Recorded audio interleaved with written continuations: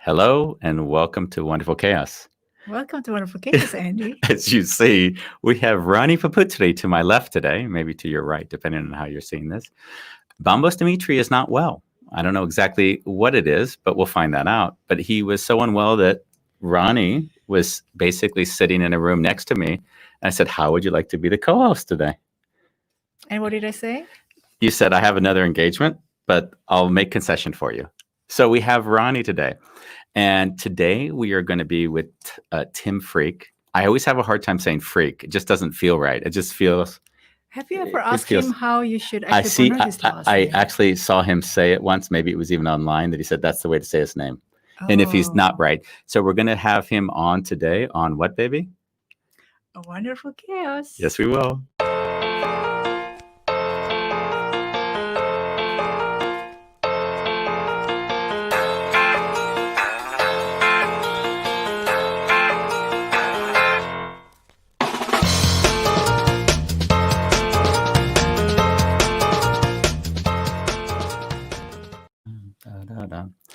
So Tim Freke, I was introduced to Tim from the same man that introduces me to several individuals, and that's Gino Yu, Polytechnic University in Hong Kong. And he throws people and says, hey, you guys should chat. And Tim and I spoke maybe 6 months, 9 months ago, I believe. And it was just a beautiful talk. It was like, there's sometimes you pick up the phone and you feel like, oh, there's a brother in the world. Nice. And you don't even... connection. Yeah, just a beautiful person, right? Like there's one thing I really admire in people who have great thought and great humility. And when that balance is there, like my heart just opens. Because it's sort of that wisdom, the more you know you don't know. And when you speak to someone who has given so much time and energy to their own thoughts, their own beliefs, the universal beliefs, in some ways you become there's a lot more humility. And then you kind of connect with the humility that you both feel to kind of the witnessing of the world and the wonder of it, instead of trying to say, hey, I know and I understand that. So when you see me always, Ronnie and I, if you've read any of the books, we're kind of different in this regard because I sit in the wonder and Ronnie likes to put a period at the end of each sentence, right? That'd be fair to say? Yeah, that's very funny that you said so. There's one person out there who would be laughing really hard listening to what you just said, because I actually made a comment on his email. I said, wow, you're very frugal with your use of how do you call it, the marks and the sentence, about comma and sentence and dot and period, because he would write one sentence that can fill a paragraph. So, really? Yeah. So yeah. And so what was your point? Because I don't understand that. Well, because you said that I like to put points behind sentences. yeah, you do. So that's even literally. Yes. So we're very different in our ways, our approaches. In fact, I think I've joked about and makes you frustrated that you haven't ever read any of the books I've written. You barely watch any of these shows. So in some ways, the fact that we are in love with one another without having to be interested in what the other does is quite a testament to our relationship. Actually, I just realized one thing that I do wonder and continuously wonder is you, actually, and all the things that you do. You still don't know. That's nice. No, but all kind of things that you suddenly come up with. And yeah, well, that's what the wonder brings. And that's why when I'm with an individual like Tim, like there's a beauty in that wonder and sharing it with someone else and then having an hour together and not knowing where you're going to go is just a joy. Yeah. And it's just, especially with someone it can go anywhere with. And I wrote notes about Tim because, I mean, although we get a lot of great guests on, none of our guests, as far as I know, have written 35 books. And so, like, let's start there. Like, anyone who's done 35 books has put a lot of his time and energy into thinking. Yeah, and has a Wikipedia page. He doesn't have a Wikipedia page. Does? No, he doesn't. I looked. We'll talk to him. I looked for the Wikipedia. His book is in the Wikipedia. In his book, The Jesus Mysteries. And and Ronnie, just for the record, we'll bring him on in a second. But when you knew that Tim was coming on, you said, who was the guest? And I said, he's a philosopher. And you said, wow, what is philosophy? And then you went to Wikipedia. And then you read back to me what philosophy was. Means, yes. And I really enjoyed you reading back. And I think if one doesn't read what the definition of philosophy is, they actually don't understand that there's this beauty and wonder in hearing it. And I'd like to just read it because I printed it out right before. Was that it's the study of general and fundamental questions about existence, knowledge, values, reason, mind, and language. And the classic philosophical questions include, is it possible to know anything? And if so, can we prove it? And that, for me, is a great segue, because when we bring Tim on, he also put up a video quite recently where he had a belief, which was quite a fundamental belief based on a lot of Eastern philosophy, which is that all of what we experience, all of what we know is through experience. And then he basically threw up everything that he's done for the last years and say, I got it all wrong. And he did a video online that he talked about that. So without further ado, we're going to bring him on, Mr. Tim Freke. And this is our first Freak show. Well, that was quite an intro. Thank you. Was there anything I said that didn't connect with your own experience, or anything you'd say, oh, I'd correct that? No, my name really is pronounced Freke. Yeah. Philosopher, I really like the root of the word philosophia, the Greek. Yeah. Philo means love, and Sophia means wisdom. Oh, so a philosopher officially is and Sophia is the name of the, one of my hats has been the study of Gnostic Christianity, and Sophia is the name of the Christian goddess. So I'm a kind of professional lover of the goddess. That's how I like to see it. So I didn't know that. Yeah, philosophy is the love of knowledge. Love of wisdom or love wisdom. I would love of wisdom, not knowledge, but wisdom. Philosophia. Wow. It was my favorite course in school, by the way. Of all the courses I took, it was my favorite course. It was the only one. I'm still in contact with the professor today. We didn't have any philosophy at school. That was far too radical. I had to go to university to do it. It was like, I call school university in my terminology. You Americans, of course. My apologies. The English language and turn it into something else. Yeah. So thank you for coming. The other thing I've got to pick up on, just because it's fun, is it really made me laugh when you were both talking about punctuation and putting a stop at the end of things. So my latest book, this one, Soul Story. Mm-hmm. I mean, I think it's my best book, and it's got my latest ideas. But when I wrote it, I wanted to do it in a different form. So it's written as these little sentences, a bit like some of the Nietzsche's done it and so forth, where it really follows through ideas. But it's very minimalist. And so when I came to it, I thought, why do I keep putting full stops at the end of sentences? They're not doing anything, because all of the sentences are broken up. And why have I got capital letters at the beginning? So let's get rid of them. So I had to go to my publisher and say, I don't want any capital letters or full stops in the whole of the book. And you could see their face like, oh, you can't do that. That's not allowed, And speaking to that, that's something that I love. And it is how we only understand this sort of internal dialogue in ourselves when conflicted with contrast. So by not putting the periods in like Ronnie and I get into this argument quite regularly when I ask her to say, I'm going to read something to you. And instead of experiencing it, she sees all the incorrections in the punctuation. And I'm like, babe, just feel it. And then we'll talk about the punctuation later. She says, no, I can't even begin to think about feeling if I don't know what the punctuation is. I have to tell you, my daughter, she's 20 now, was appalled, just appalled that her dad had written a book with no full stops. I'm just like, that's unthinkable. I think there's beautiful, because you could probably say at the end of the book, if you reacted in any of these 5 ways, this is what it says about you. Very good. Yeah, full stop. Beautiful. I would love to start, because I know you have. I've been trying to pronounce it, and I'm really horrible. But Unividual. Okay, and I'd love to get to Unividual, but before that, I had so much fun because Ronnie and we went away for the weekend. We were walking in the Dutch countryside in a place called Hilversum here, and it has the biggest mountain, but I don't know exactly if we saw it or not. We're told that it has the biggest mountain. No, that's not true. What's not true?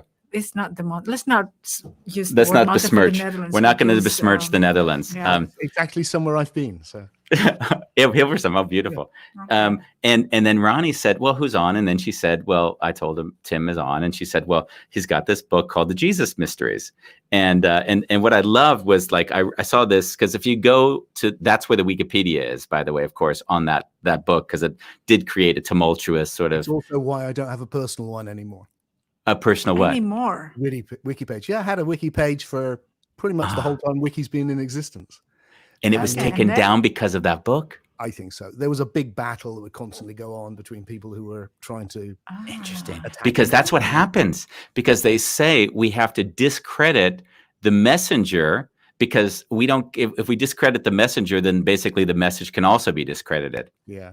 Ugh. So, Well, so, basically, well, Bart Ehrman was not a big fan of yours, right? Because he Bart, said, yeah, no. CC writes sensationalist writing driven by a desire to sell books. So when I read something like that, I always think to myself, there's so much of feeling of vindictiveness in it that I feel like there's not reflection in terms of what is it that he was reacting to and what would make him state something like that. And that's sort of how I feel in life in general. Well, I'd say it was two things really. But so I have now it's 20 years ago. Was it 20 years? More than 20 years. So 1999 it came out. So we're looking at it in the 90s. I have a certain sympathy with that criticism, insofar as I made a conscious choice with Peter Gandy, my dear old friend, and I've known him for years and still see him regularly. But so we did it very much together, and I really wanted not to write an academic book, but I also wanted to get it taken seriously. So what we did with the Jesus Mysteries and its follow-up, especially the two follow-ups, was to write it in an immediate style. So when we quoted, we didn't fill it with lots of academic names. We cut all that back down, and then we had copious notes. So if you wanted to check it all out, everything was noted, just about every line. So it was like it was like a popular book within an academic book. So I think what happened with Bart, from looking at his criticisms, is that it was very hard for him because he didn't actually read the book. That's what was very clear. Probably he got one of his juniors to read it, someone doing a PhD with him, and just put that in. And so the things where he was criticizing it were disappointing, because we really wanted to engage with some of the academics, and we have with some. And because I think, although I might not have mentioned, basically the main thesis was that Jesus was a pagan god. That's what we should get to, really, isn't it? Isn't it? So Jesus was a pagan god. And people have invested a huge amount of their lives in other theories. So, if you come along and say something like that, it's attacked. I would have loved it if they'd engaged with the ideas, but they didn't. Of course. They engaged with the style, and they were right about the style. I wrote it in a racy style. There's no two ways about that. Yeah. Okay. Well, I love that. Discourse comes from putting things in the world which are not traditional, because somehow I've learned, at least in my own life, when you follow the same track as everybody else, they create a professional distance and an aloofness to knowledge. So by being a bit racy, you're actually giving an opportunity for a dialogue that otherwise might not happen. We did it deliberately. I don't regret it, because the whole thing, really was we want to present a different narrative, because the traditional narrative is so obviously wrong. Yeah. So how do we do that? Well, if we'd done it in academia, it would have just stayed there and gone around in circles, because especially in the theology departments, exactly. It's so conservative, it's ridiculous. Yeah. Being on radio stations with some of these top academics, just like hysterical. I sat with the Jesuit priest, by the way, about I guess 2 years ago, that was very high up in terms of doctrine. And what I came away with was, first of all, an hour of time I'll never get back in my life. And additional to that was this intertwined of beliefs. And that's what fascinated me so much, is that if Jesus wasn't conceived immaculately, then the implications for that decision have rippling effects on 5 other areas of doctrine. Absolutely. So what I learned in this exercise was that any one piece, it was almost like a computer program. If you change one bit of code, that has repercussions for all the other. Yeah, and one of the big things that really is, if you change, it's the way it's built is in Catholic Christianity, at least, which is what most forms have adopted, whether they're Protestant or otherwise, is you take away Adam and Eve, which everyone has. Then if there was no fall and there was no original sin, what is he dying to put right? Yeah. So you've got, the whole thing starts to, but when you're dealing with people who've given their whole lives to holding this up, it's kind of crazy. Anyway, there's lots of stories with that. But the key thing is, I think, probably to get into the ideas, because they're more interesting. Yeah, of course. But thank you for starting there, because that was really a curious one for at least us when we had the discussion. Yeah, it is interesting, especially since I'm not Christian and I didn't grow up in that environment. It's to me, Bible is a very nice storybook, and I imagine whoever wrote it, they didn't think about all the gaps and the holes in the story. So some of things didn't make sense. But I think that's the whole idea of a belief, is that you don't need to make sense of it. It's not supposed to make sense logically. I think it's certainly true of a story. Yeah. And that's why, because essentially what the book is exploring, first, there's obviously a lot, but if I condense it right down, what it's going is, first of all, there is no evidence for an historical man. There's none. Certainly not of coming back from the dead or any of that, but for anything, there's just no evidence. So that's one thing. Secondly, you've got in early Christianity 2 distinct groups. One that will become the church in Rome, and then all of the churches that come from them, which is all of them. Yeah. And they're the people who create the Bible and that book of 4 Gospels. And then on the other side, you've got what get known as Gnostics. They're very various groups. And they are the dominant group. And they don't believe that Jesus came in the flesh. They see it as an allegorical myth. And that they literally had hundreds and hundreds of Gospels, of which these 4 are just sort of stories. And it's not just a story of the Father and the Son, it's also a story of the mother and the daughter, which was cut out. So you get suddenly, and since we found a whole library of these, well, not I didn't find it, but they were found in the 50s in Nagabadi in Egypt, we've now got so many of these other Gnostic Gospels, and then you get, Christianity is not at all what we think. And then the thing you pointed to, Andy, when you then go back into the pagan world in which it's arising, and you find stories which are essentially telling the same story in different ways, with all of the motifs that you'll find in the Jesus story. So a virgin birth, born in a cave or a stable, son of God, 12 disciples, blessed love, dying and resurrecting. These are all common themes. So then you stand back and you go, oh, it looks like a myth, doesn't it? Guy comes, turns water into wine, comes back from the dead. Maybe that's what it is.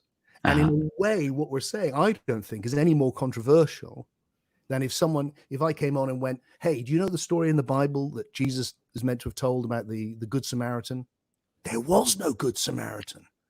It was just a story. And everyone would go, yeah, of course, it's a teaching story. Yeah. That's the point. And then you just go, that's what the whole book is. The whole thing, teaching story. That's the point. Yeah. But I think what is interesting also what you just said, Tim, about things that were taken out of the story. You mentioned about mother and daughter. Yeah. I cannot remember anything about that in the Christianity stories or books. And I would think that's, we can get a lot of wisdom huge, from that. So the whole relationship with women is very interesting, because the earliest Christians look to me to have been Pythagoreans. So they're Jews and Pythagoreans at the same time. So they're Jewish pagans. So they're creating something from the immense pagan culture around them, and they're mixing it up with their own heritage, just like everyone did. But what marks the Pythagoreans out is lots of interesting stuff. Actually, they're vegetarians. One thing is a little interesting fact. But they're also, excuse me, I don't want that to ring. But they're also, you can get it. No. Share it with us. That is. Do you know who that is? That's Gino? Oh, it's Peter Gandhi. Nice. Pick up and bring him on the show. Hi, Peter. Peter, ask him how it is to work with you. I'm just doing a podcast online right now, and we're just talking about the Jesus mystery. So I thought I'd take the call. Nice. So we're going to give you a question. Are you ready? What's the question? How is it to work with Tim? I don't want to say Freke, because I feel bad asking it that way. The question is, how is it to work with Tim Freke? Hang on, I'm going to put you on speakerphone. Okay, here you go, Peter. You're on. work with Tim Freke. Yes. Yes. He's rigorous. He's absolutely rigorous, but he's brilliant at what he does. What's his worst trait? Brings them together, and yeah. What's my worst trait? What's your worst? He's too many of them. He's got lost. I was going to say. There's too many to choose from. I'm here. Yeah. What's the worst trait? That's the next question they're asking you. What's your worst trait? Yeah. That's a sigh. Well, that's very difficult, because something that might be bad in a creative process, what might be considered bad in some other context, like being absolutely dogged about going for something and not flexible at all because you're absolutely convinced that that is the best way, that is a good quality, even though it might be a bad trait. Good answer, mate. I'll buy you a pint when I see you for sure. I like that answer. I'll ring you back in a short while. Yeah, give me a call when you got a bit of time. All righty. I love his answer, by the way, because for a few reasons. First of all, it's a completely British answer. So for that, like, kudos. When you ask any Brit to criticize another Briton, you're never going to get a direct answer. So that's already it was closer than, and beautifully stated. Yeah. When you're dogged and you have an idea, you don't compromise on the idea. And that is always the same. What makes us strong can be our Achilles heel at times. Wow. Yeah. So there you go. You got both of us for a few minutes. How did you feel about that? Hasn't happened for a long time. What hasn't? Him having together. Oh, really? Oh, that's beautiful. Is there any in that quality I just spoke to you? Is there how would you say that quality has defined you in your life? So the doggedness, the knowing this is the way to go, even if others around you don't necessarily agree. Yeah, I think it's around specific things. When I have a particular focus, especially around if I'm creating something, it's that I think that Pete's talking about, where I have a real drive to follow it through and to find the best, and not to settle for something which isn't good enough. And the reason I think that Jesus Mysteries is such a good book is in part that Peter was very, very, very good at research, and I was very, very good at spotting what could be wrong. So I would look through the whole thing and go, we can't be right because of this. Got it. And then, so you need to go and look at this because this shows we're wrong. And then you come back and be like, oh my God, we're right. That's incredible. Wow. And then it would build over years of, right, that's beautiful. Okay, this is coming together. I think you'll make a very good detective. Yeah, it sounds that way. It was, this in particular was absolutely a detective thing. For instance, thinking, hang on a second, we know that the earliest letters, the earliest documents that we have are the letters of Paul, and he famously attacks the Gnostics. So how can the Gnostics be the earliest group of Christians, for instance? And surely Paul must talk about Jesus. And then going back into it and doing the research and finding a beautiful book called The Gnostic Paul by Elaine Pagels, who's the authority on this, basically showing that's not true, that he was a Gnostic himself, and he is the great hero. And it just completely endorsed the theory that we were developing, but we only found it by doubting our own ideas a lot. And that's my role, is to go, look, Yeah, you're good at doubting your ideas, actually, right? Too good sometimes. And yeah, it was funny because I watched your video, and in some ways I was surprised because when you said Andy, you didn't say it to Andy. That's the way I felt it, because you speak so personally. Was that basically that the way you framed the world that you saw to that moment was very much in the Eastern philosophy of everything I experience is inside of me. And in a weird way, I don't know if I experienced you so much that way. I know the first time we talked, I was kind of in a nihilist period in my life because I just finished the book tour and I was kind of exhausted. I didn't know what was going on, and I didn't latch onto purpose. I think I told you at that time, the one thing I took away from the journey was that I didn't necessarily make life as having a purpose, and that was something that was a hard pill to swallow. What if there was just no purpose, and I allowed that to make peace with that? And what I thought was interesting when I saw what you had said was that in my mind, it was almost saying that, Andy, I took my thoughts way too seriously. like without saying it that way. And in some ways, I, at least from my experience with you, I never saw you as taking your thoughts all that seriously. So for you to do a mea culpa on the thing also kind of surprised me. So I don't think I was saying I took them. I mean, I think, well, actually, I don't think I took them too seriously, but Yeah. I do take them seriously. Yeah. Okay. And I have a constant relationship between mystery, not knowing, and finding the best understanding I can find. Yeah. And I'd already, well, by the time I made the video, I'd moved away from that view for quite some time.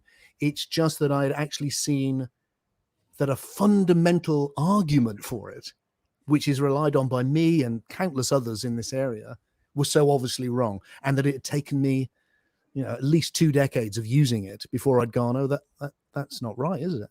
And that was shocking. And I have a weird question for you on that, because what you're saying is something that I myself, I almost say everything that comes out of my mouth is bullshit. I just don't know why it's bullshit yet. Honestly, I don't say that to be fun. It's like it's a story. It's a construct. It's a construct that suits the narrative that I'm in. But there's always a bit of, and I could probably tomorrow see that this is actually just, if I flip the prism a little bit and looked at a different angle, it would totally be nonsensical. Yeah, and that's been my life, really. And and I'd say that as you speak to me today, I'm right in the middle of that. In even deeper stuff of going, ooh, is that so? And I think that's the great, if you want to grow or evolve, then the price is you have to be an idiot, because you constantly look at yourself and go, oh, I was an idiot. So I've kind of got used to that, but it's still a bit shocking. And then I think, but there's the other side. I've developed this thing I call paralogical thinking, seeing an opposite. So the other side of that is, but still do your best, Tim, to come up with the best understanding at any one time, knowing that it will be superseded and that, it's always provisional and there will be more. But I'm still looking for the best. I don't give up or just go, oh, well, this will do. I'm looking for the deepest thing I can find. I always sort of say, like, everything in my life is a working assumption until it proves otherwise. Yeah, exactly. I love that. Yeah. I love that. Yeah. And I think not to have that functioning, call it modus operandi, immediately creates a tension in your life, because you attach to whatever it is you think it should or shouldn't be, and then it creates its own mess. Yep. Yeah, interesting. I think that's, I'm a great devotee of doubt. I think it's a lovely, wonderful, freeing thing to be able to hold up things and wonder about them and not just assume them. And I think it's hard. I think it's quite, I certainly find, I'm just in my 60s now. I just started off and I feel like, wow, there's things in my life, my personal life, that I'm able to question now. It's taken me that long. That's incredible. Things about who I've been and what I've done, and it's kind of embarrassing. And what would be an embarrassing thing for you? What would you say? Wow, that's an embarrassing thing. Well, what just happens to come into mind is so many, but are things where I look back, say on things I did as a young person that I've kind of dined out on with, like how outrageous I was and the amazing things I did, which now as an old person, I'd look back and I just think, I ran away to a friary at the age of 15 after a big row with my dad, romantic story, joined the friary for a while, but only recently have I thought, I never rang my parents and told them where I was, did I? I just left them. And now as a parent, you just think, well, I know what they were feeling. They were thinking, oh my God, what's happened? And they were probably having an argument, I suspect, because I wasn't there and all of that. And so with age, I can, and it's just, so it's not just like I was young once, I can accept that. It's also, I was young once, but also it took me so long to really see the wholeness of that situation without just being a romantic story about how I ran away to a friary, for instance. Yeah. So there is wisdom that does come with age, I guess. I think a lot of it can. You can get entrenched, like Andy said, if you can, where you just sort of solidify. But if you keep moving, then you just, you've been around the block so many times, you can kind of. I think humility can. I think there's something that what I've noticed is that the big I, the identity, right? What we attach to as a self-reflected idea of ourselves. So I've noticed that in age, I can look at other identities far more detached, which means it's still a story about that identity, but it also means that there's no attachment to saying he was an idiot, right? Of course. But the closer you are to that Yeah, identity, the the harder harder it it is to say Mm. That's he right. was an If idiot. it's how you just behaved in the morning with your wife, it's much harder to say. Yeah, of course. But give me another 2 weeks. Somebody else, it's like, oh, I was an idiot. Exactly. Which is why what most people do is they tell stories about how foolish they were in the past, which Yeah. enables them actually to be wise now. So Yeah. yes, that is Very. definitely right. Yeah. I've got other questions, and I'm just before we segue, because I wanted to move into the Unividual. Am I saying it right now? That's it. Simple as that. Unividual. And when I read it, there's a kind of an interest. I had a mix of things. I read it. In some ways, I said, "Duh," like it felt that like, isn't this obvious where we're going? Like it felt like that. But then again, I had to reflect back and like, it isn't that obvious. If I look at the 80s, the 90s, right? Like these discussions, the psychedelics, we just did a show on psychedelics, just having these discussions openly and having it reflected on as sort of like something that isn't stigmatized, and people talking about being one with everything and having that experience. It's less of this idea of, okay, these are just the hokey people in the corner that wear tie-dyes and smoke weed, and there's sort of a beautiful kind of coming together. And I've noticed in my own circles, everyone is sort of trying to create their own little movements. Like it's like the next government, the next education, the next this. And when I read, because I printed it out as well, and I'm going to read it just quickly. Yeah, an astonishing leap forward in the history of humanity is quietly gaining momentum. Never before have so many of us felt compassion for people we've never met who are suffering in distant lands. More and more of us care deeply about other species and the natural world. An ever-increasing number are awakening to a profound sense of oneness with everything, everyone, and everything. And then it says, you're pioneering this sort of way to design our evolution from separate individuals into connected unividuals who experience a unity that transcends our individuality. So, and then it goes on from there. Yeah. But so, and for me, sort of this sense of being one with everything is sort of Eastern philosophy in my own kind of wording of it. And what is it that makes you call this and say there's an emergence of this now, unlike you've seen before? So what are the qualities you're pointing at when you write something like that? So what I'm trying to do at this particular juncture, because of the way my life has been, so I've written all these books, like you said, on the different spiritual traditions of the world, partly showing, they're all the same. They're all about waking up. There's this oneness that people experience, love, and they're all completely different. Yeah. And there's an evolution happening. So where my own journey has taken me is, we need to a new spirituality, because we're in new times. And that spirituality needs to be trans-scientific and needs to embrace science and add something to it. And most of spirituality is pre-scientific. It's still mythic in its quality, and some of it is definitely not rational, or it's not able to think about itself, not able to doubt itself. So having been around spirituality since I was a teenager, I just want to give it the most enormous kick up the arse. That's the honest truth. And so it needs a new way of understanding it, which doesn't throw out the baby with the bathwater. It keeps the powerful essence, so that's what I'm attempting with Unividualism, to attempt to articulate something. I gave it a name simply so it could exist. Okay. So it could be something people say, I like it or I don't like it, because it just needed to have an identity. How would you say separate? Sorry if I may.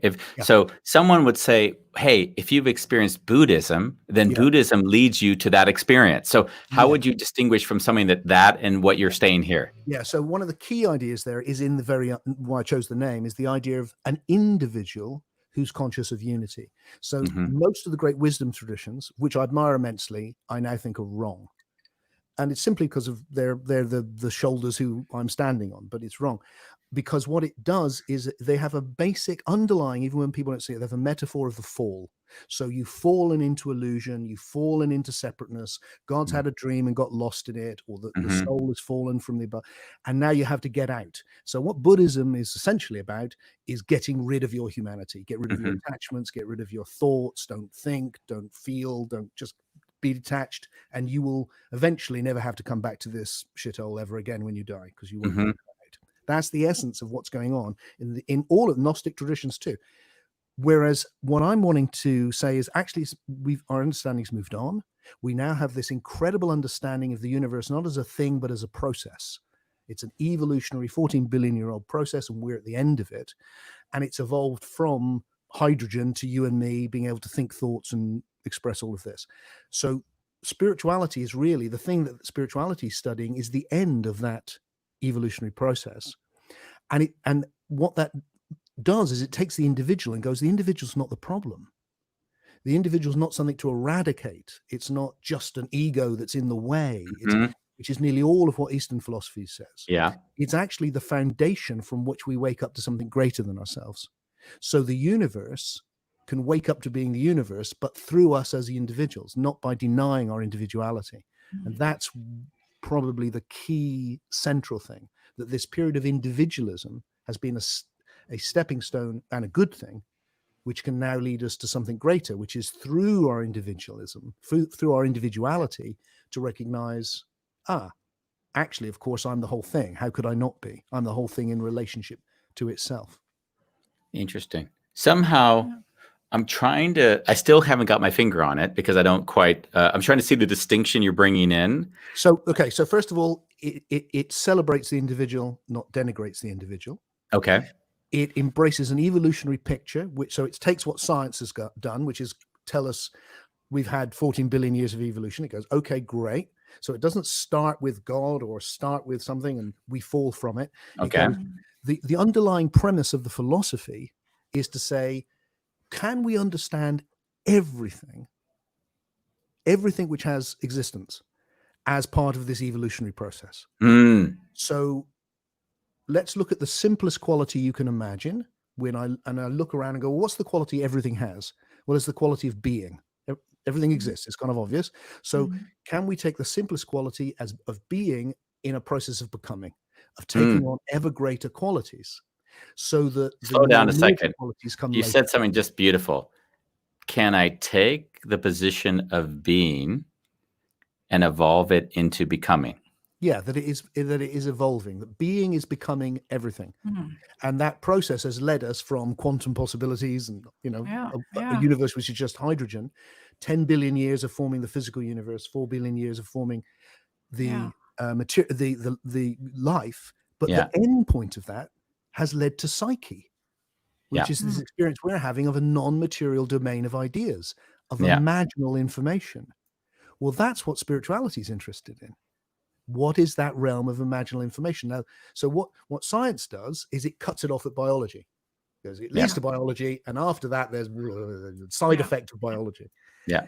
What spirituality does is it goes, oh, it's all really the imaginal realms, and this is a kind of a fall from it. So what I'm trying to do is look, we could have a new view here. If we marry these two together, they both need to change. Science needs to go, evolution doesn't stop with biology.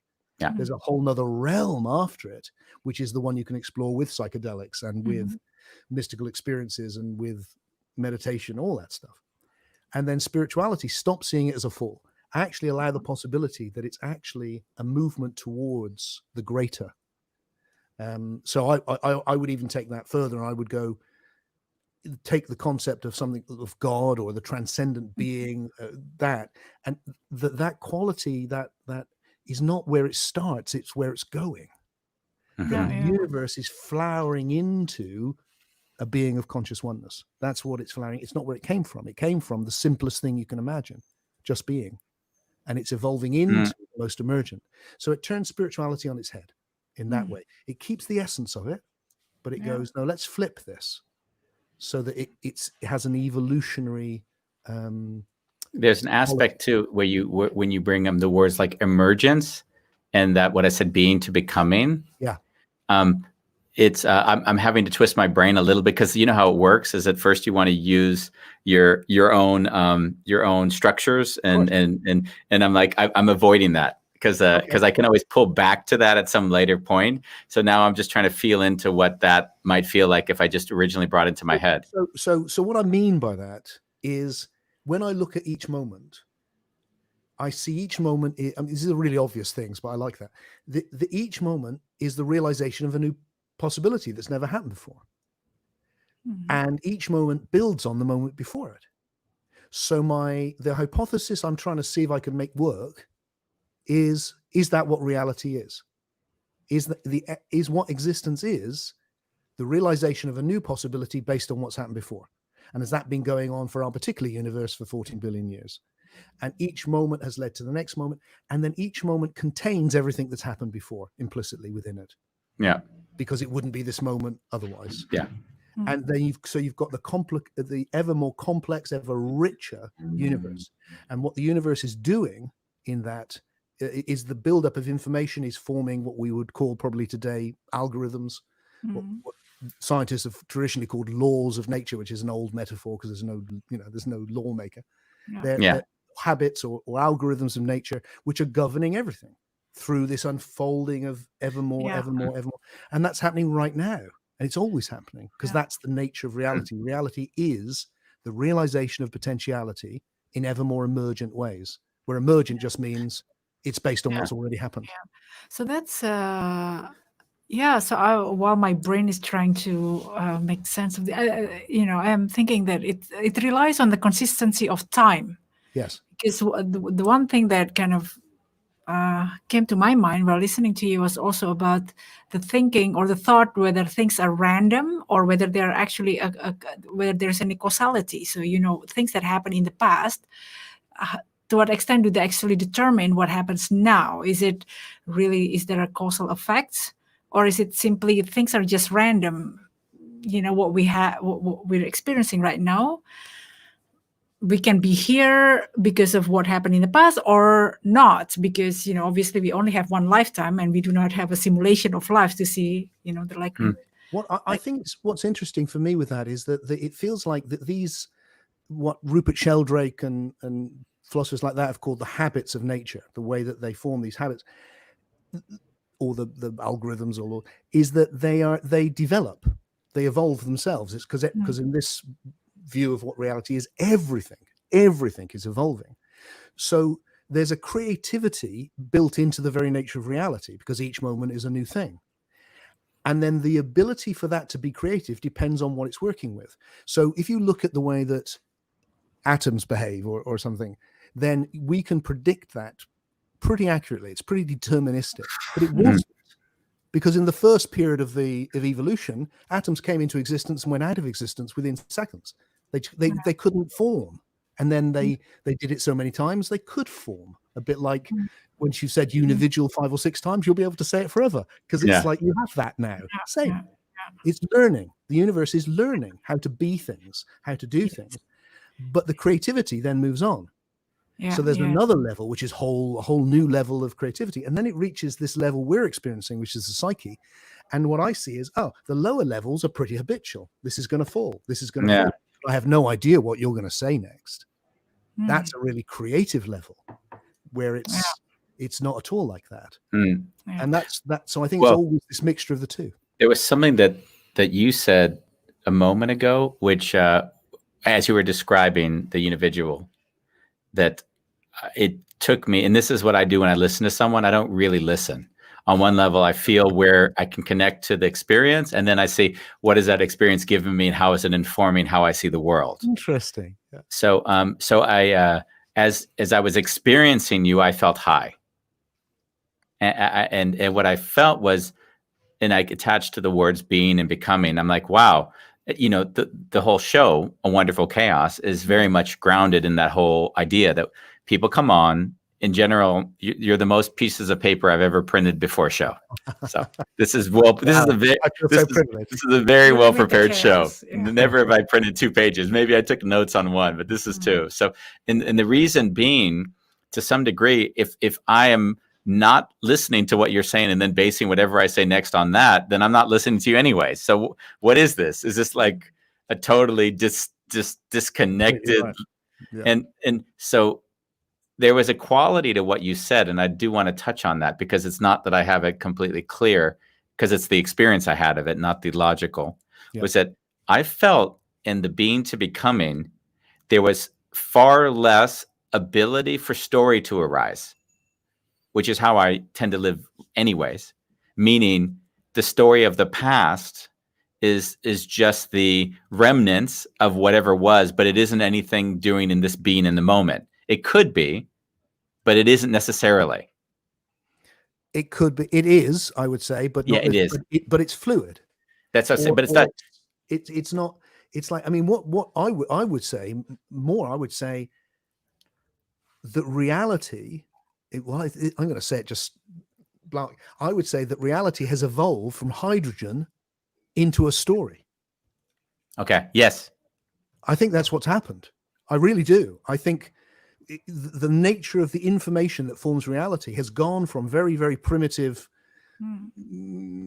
bits of information to this experience we're having of narrative, of story. Now, the problem we then have is we can get stuck in a story.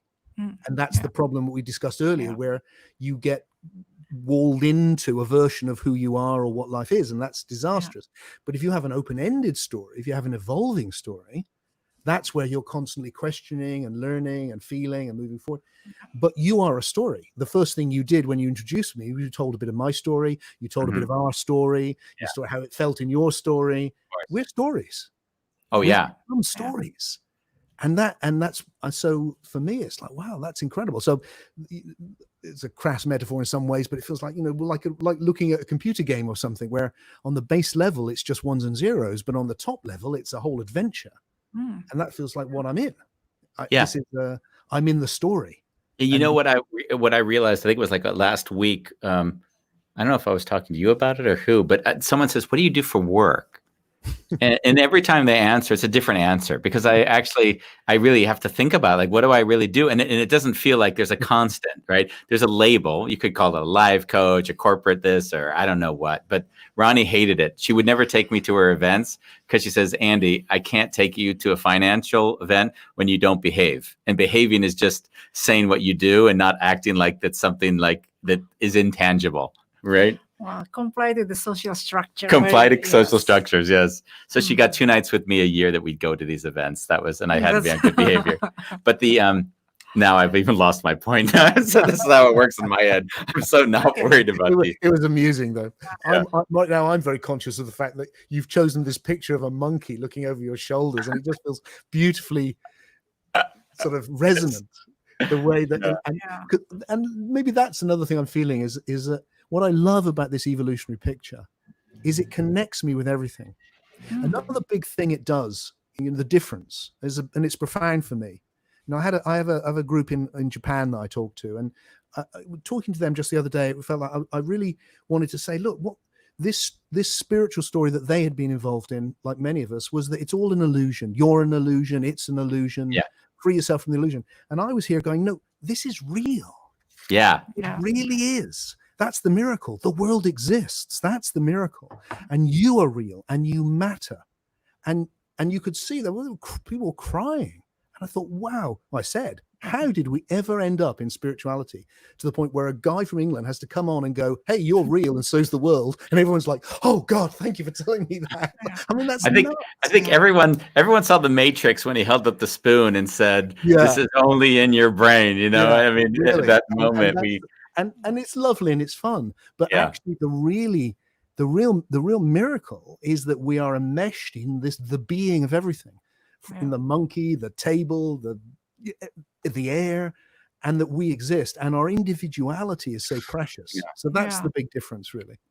Yeah, and I think it's very beautiful in the sense that the concept of learning within this individual thinking, right? Because everything is learning. So it's not just us human beings learning, but things evolve as they try to figure out their next reality or their next level. And that is how we expand somehow, and we don't know to how far we expand, because I think it's really beautiful. And the fact that it takes material beings, less real things, it also makes you appreciate them, because they were there following their own path, their own evolution to where they are now, and who knows how they will evolve in the future. Yeah. A table is just a table, but in the future it might evolve into something that is even more important in our lives. I don't know. So I think it's really beautiful. I really, so, I love hearing you articulate that, because it's very much that the vision that, look, everything is evolving because the nature of existence is to emerge. That's its nature. And you get this lovely thing, like you mentioned, purpose, Andy. It's like, then what occurs to me when I look at that, and people say, well, does existence have a purpose then? And my feeling is, it doesn't have one. It's built into what it is. It is the realization of ever greater potentialities. That's what it is. So I am that. So if I have a purpose, it's to realize ever greater potentialities that are unique to Tim. Or not.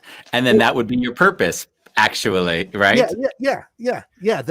That's what's happening here. And then you come back to the things we talked about earlier about, okay, so if I just get stuck in one place and I can't question my story, then that's much harder to happen. Yeah, I think it's much more likely I'll just repeat things. I was going to say, and interestingly, when we get into that point of purpose, I think what I was speaking to was probably a far more rudimentary level of purpose than what you're speaking to. Right. Because I mean, I got caught in this trap of my life has to have purpose, right, as opposed to life is purpose. And I see that was this. I dropped everything. I left Ronnie here, drove 3 months to America, did 60 sessions over a 3-month period, and just really exhausted myself, all with this idea that I was going to have a purposeful life, not really seeing the cost of this could end up in divorce, health issues, and everything, So that was a little bit. So I love how you're articulating purpose is potentiality. Because in a way, if you look at it as in terms of potentiality, it's a more holistic idea. It's not pulling people into, let me sell you a purposeful life, which is what I've seen happen so much. It's complete opposite of that. Yeah, you're right. Yeah. It's going, look, it's creative, and what is it? It's like, for me, it's not like there's somebody up there who knows. No. Oh, Tim, you should be doing this. It's like I have to make that up. And it might be the opposite of what I think now. Or it's like when I look at what I do, like as a philosopher, it just through people like me, the universe goes, what am I?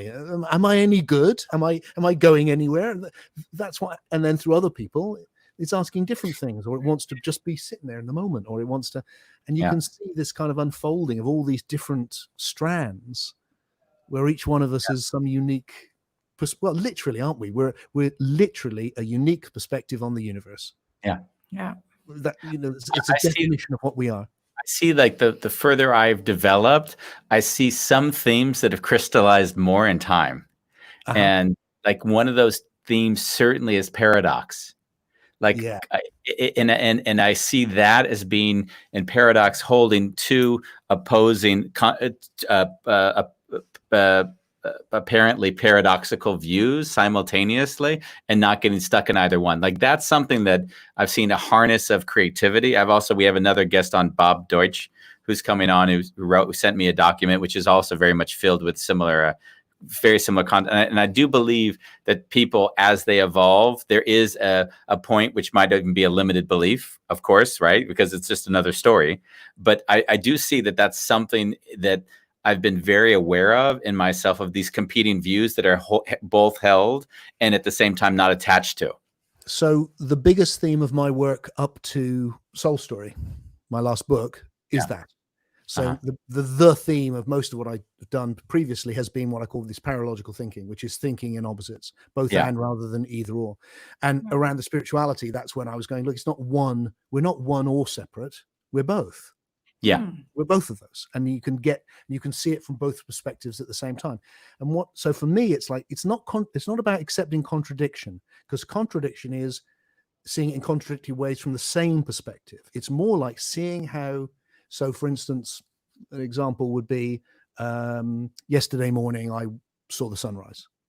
So that's true, as it happens. But I could also say it's not true because the sun doesn't rise, does it? We're on, Yeah. the earth goes around the sun, and Yeah. they're both true. And if you understand the fullness of the experience, you can go, no, I see how they're both true. And there's no Yeah. contradiction there. Yeah. They're just both true. And that's so in the same way I can see that everything is one, and yet also you're unique and individual, and so am I. And they're both true. And I can see how those two things are true at the same time. And I love that. I think and it stops this monological thinking where it's like you can only see it from this one place. And you see I that would say it's the koan, right? The one hand clapping. For me, it doesn't allow my brain to rest. And funny, when Ronnie and I, we don't get in arguments all that often, but there's some times when we'll sort of have this frustration where it's like Ronnie needs she has a very determined brain. She needs the understanding of the outcome, and I'm often in the wonder. So I'll sit there and sort of have these wondrous thoughts, and then before the wonder like even comes halfway out, it's like, but bum bum bum bum bum, right? And it's funny because what I'll find is that I don't exclude that part of my brain, but I also see that one part needs to live, and then the other part needs to complement, or vice versa, right? It depends on where you're dominant, of course. I agree. Yeah, I think that complementarity is absolutely key. Yeah. And applies to everything. I mean, you see it so much in politics and in the way people make choices. Something, how often do you switch on the TV and it's like, no, it's bad, it's good. No, it's bad. No, it's good. And it's like, well, clearly it's both. Yes. So how do you understand that? And that's I mean, I spent a chapter in the new book coming out, which felt a little bit hard to write. Okay. Which was, I wasn't going to take a side in politics because the foundation of it is based on competition and no one's seeking understanding. And I said, and I said, and each side will say I'm part of the problem because I'm not taking their side. That's right. And that way of interacting in the world is of no interest to me anymore, because I see, what do I get out of it? All I get is I have to either defend something that I don't even believe in, or because there's no like academic, I don't want to use the word academic, but there's no reflection on the individual's thinking. It's always the thought has already been accepted. So if there's no reflection, it's just a competition of ideas. Yes, I would love to see a world in which we got people who are in terrible disagreement to express each other's ideas. I'd love to get together the Palestinian representative and the Israeli representative. You've been hearing each other speak now for decades. Why don't you tell me what they're saying and you tell me what they're saying, and just have that opposite reflection. That's what I do in my coaching, by the way. Oh, really? Yeah, all the time. Like I'll say, okay, he's not talking, but let me tell you what he's thinking. And then I'll speak it out in the meeting. Of course, there's enough trust that people give me the space. But when those words come out of my mouth, there's times when I'm like, oh my God, I just said that. Like sometimes it'll be like, I don't really give a shit what you're like. That's what I'll say to like the person will explain themselves. I'll say, I don't really even give a shit what you're saying. Can you just get it done? That's what he's saying, but he's not, it's what he's thinking, but he can't say it. And the fact that he said that, it's almost like they look at you like, I know you said it, but it's so inappropriate. And yet it's so honest that everyone kind of laughs and says, if that's true, then how do we reconcile this? And I believe it's that inability to separate ourselves from the idea that we're under attack and that everyone needs to win, that we're not willing to embrace that actually we are just human and we have these crazy thoughts, and there's no reason we shouldn't actually embrace them and then get to know one another. Would you say that the key then is that we stop making each other feel like we're under attack? Yeah. I would say the whole thing is like, I'll be on like, I don't talk a lot when we're not on the show with somebody who doesn't have a question, because I just think to myself, I don't have anything I need to win. I don't care if you understand what point is required. So the thing I'll always ask to begin with is there really a question here? I'll do it lightly. It's not condescending or trying to put anyone down, but what's your real, or I tend to, because I'm kind of emotionally connected, I'll already hear what the judgment is. So I'll just say, hey, this is what I'm feeling. Yesterday, Ronnie and I had one of those discussions. Remind me? Oh yeah, I remember. You were angry at me. You were really pissed. And then in the end, we got much closer through it. Yeah. Yeah, it was basically, I don't even remember what started it. It was, I said if you don't like if you don't like hearing what I have to say, then don't ask me. yeah. And what was it? What did I ask you? Oh, I read you something. Oh, I read her a letter I wrote. Yeah. And then her response was an unequivocal, "This is wrong," without any reflection on, oh, this is how it made me feel, and this might happen to somebody else. So by doing it, it was putting me in a position that, do I have to defend what I've written? No, actually, it helps me if you tell me, hey, Andy, I'm confused when you have these 4 things that you've written, as opposed to, no, that's just wrong. Yeah. And so I was into the point, like, I was like, babe, I understand that that's how you give the feedback, but do you realize you now forced me into a position to either defend it or just say, hey, you're right, or just say, good, thank you for the feedback, goodbye, without any just connection, which I want to be in connection if I can with the people I'm with, So it was nice. That made me think, how many people have I alienated by acting the way I have acted in life, Yeah. Yeah, anyway. Yeah. That's what I mean about getting, when I said about getting old, it feels like I'm doing a lot of that.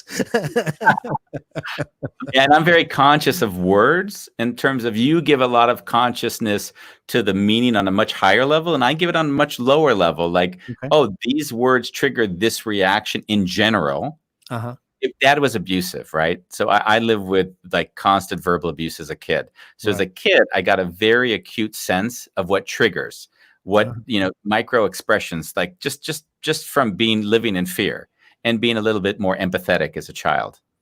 So as I got older, it was like, oh, wow, now I can see through all of these things that don't appear to be obvious to others, but they're damn obvious to me. And what I dealt with it is I made jokes all the time. That's how I coped. I just told jokes because I needed to alleviate this sort of obvious tension in my system. But hey, if this is the only way to cope, then hey, I'm just going to make fun of you till you have to acknowledge or not that this is what's going on.